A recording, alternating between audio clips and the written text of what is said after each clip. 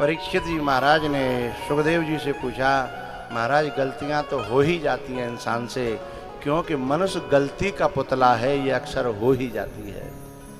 तो जाको कोई उपाय तो हो तो होगा, कोई पापों से बचने का कोई उपाय भी तो रहता होगा। बोले हाँ रहता है, 3 उपाय हैं। पहला उपाय गुरु के दिए हुए मंत्र का जप करना, मंत्र का और नाम जप और मंत्र जप, इन दोनों का ज्यादा से ज्यादा जाप करना, पहला उपाय। दूसरा उपाय है कथा का श्रवण करना, गायन करना और कथा की व्यवस्था करना और कथा कराना, ये दूसरा उपाय है। और तीसरा उपाय है इस सब को छोड़ छाड़ करके यदि हम संसार के कर्मों से निवृत्त हो गए हैं, बालक बच्चों से फ्री हो गए हैं, तो किसी महापुरुष की शरण में अपने जीवन को समर्पित कर देना, यह सबसे बेस्ट उपाय है। तीनों में से हल्का भारी कोई नहीं है, अपने आप में तीनों ताकतवर हैं। यदि कोई एक है जाए तो एक है करो, और तीनों है जाए तो तीनों ने करो, तीनों नहीं है पाए तो 2 करो, 2 नहीं है पाए तो 1 करो, और 1 नहीं है पावे तो कुआ बाहर में जाके हैं। या नदी कौन सी नजदीक पड़ती है? सिंध, हाँ सिंध ही पड़ती होगी, तो बाँव डूब के मत जाओ। जब तुम में तीनों में तो 1 ना है रो, तो फिर क्या करोगे?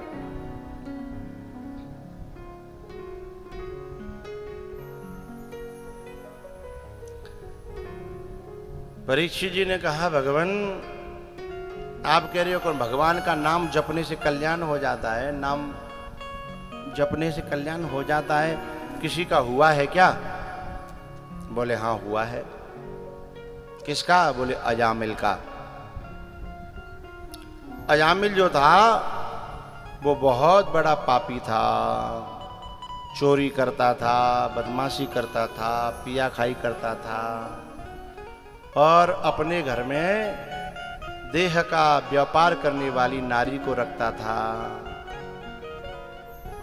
गांव की भाषा में कहूं तो छुट्टे भलाई है, सब गुण आते वहां में।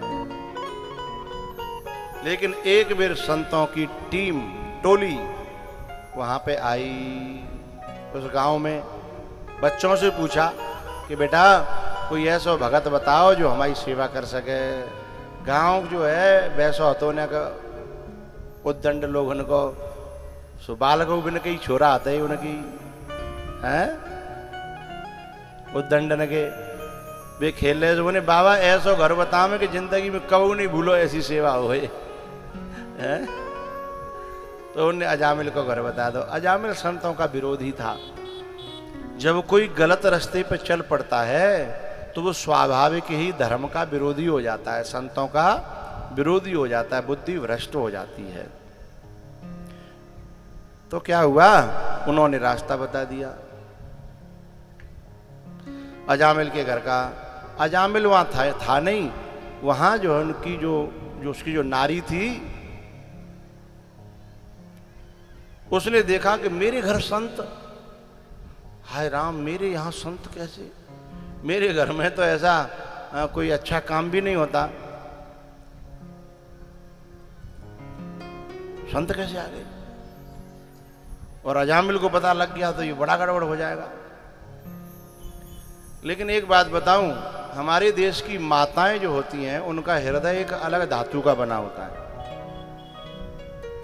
वो अपने जीवन में कैसी हों, अपने आदमी के लिए कैसी हों, सास के लिए कितनी बुरी हों, जेठ के लिए कितनी बुरी हों, नंद के लिए ओ बैरियो ने नार तो हला करो हैं, इनके लिए बुरी हो सकती है वो, लेकिन घर पे कोई अतिथि आवे, कोई भिक्षुक आवे, कोई संत आवे, वो उनके लिए कभी बुरी नहीं होती हैं। कोई कैसे भूखो प्यास आ जाए और अपने घर पे आके कह दे मुझे भूख लगी है, चाहे छोटी सी बच्ची हो चाहे बूढ़ी माता हो, छोटी से लेके बूढ़ी तक, वो प्रयास करेगी कि मेरे घर से कोई भूखो प्यासो नहीं चले जाए। ये मेरे भारत की एक तासीर है, खून में, ब्लड में, डीएनए में है कि मेरे घर से कोई भूखो प्यासो न चले जाए।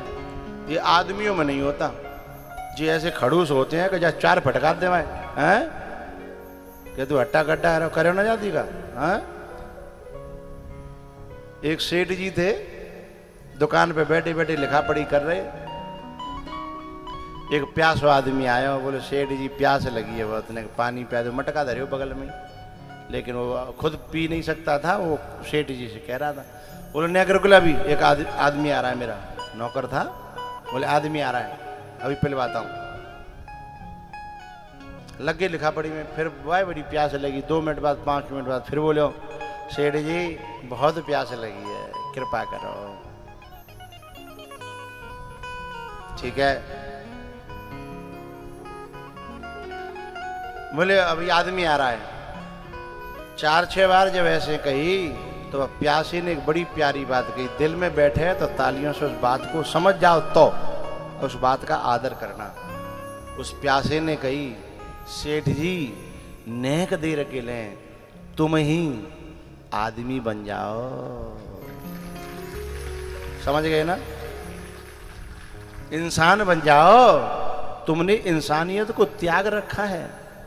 एक प्यासा भटक रहा है, भीख मांग रहा है पानी की, तुम पे सोना नहीं मांग रहा, चांदी नहीं मांग रहा, और उसको भी इग्नोर कर रहे हो। हैं यदि सच बताना, माताओं से नहीं पूछ रहा, पुरुषों से पूछ रहा हूं, सच बताना, वहां पे यदि कोई भारत की माँ बेटी होती, बेटी बेटी होती, तो क्या इतनी देर पानी पिलाने में लगती? हाँ, तुमसे इसलिए पूछा है कि तुम ये न कहो कि ये पक्षपात कर रही हैं, अपनी बात के लिए हाँ कर रही हैं। तुम्हारे मुंह से इसलिए मैंने हाँ कराया है। यदि कोई मेरे देश की बेटी होती, माँ होती, हाँ, क्योंकि माँ का, बेटियों का जो दिल है ना मेरे देश में, वो बहुत जल्दी पिघल जाता है। इसलिए तो बेचारी 28 टुकड़े करा बैठती हैं अपने, हैं 28 का 38,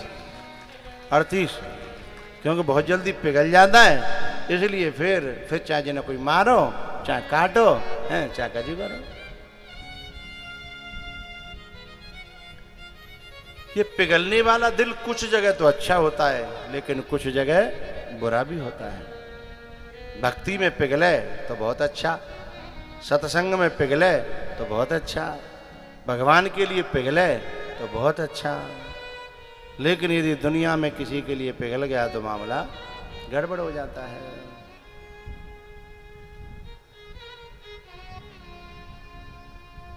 भैया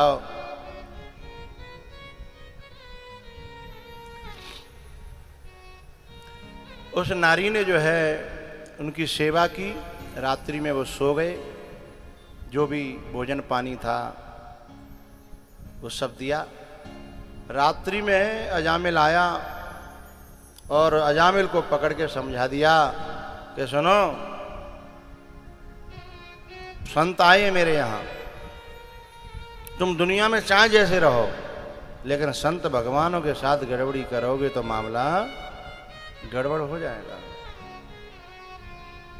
इसलिए संतों से सुबह अच्छी तरह पेश आना।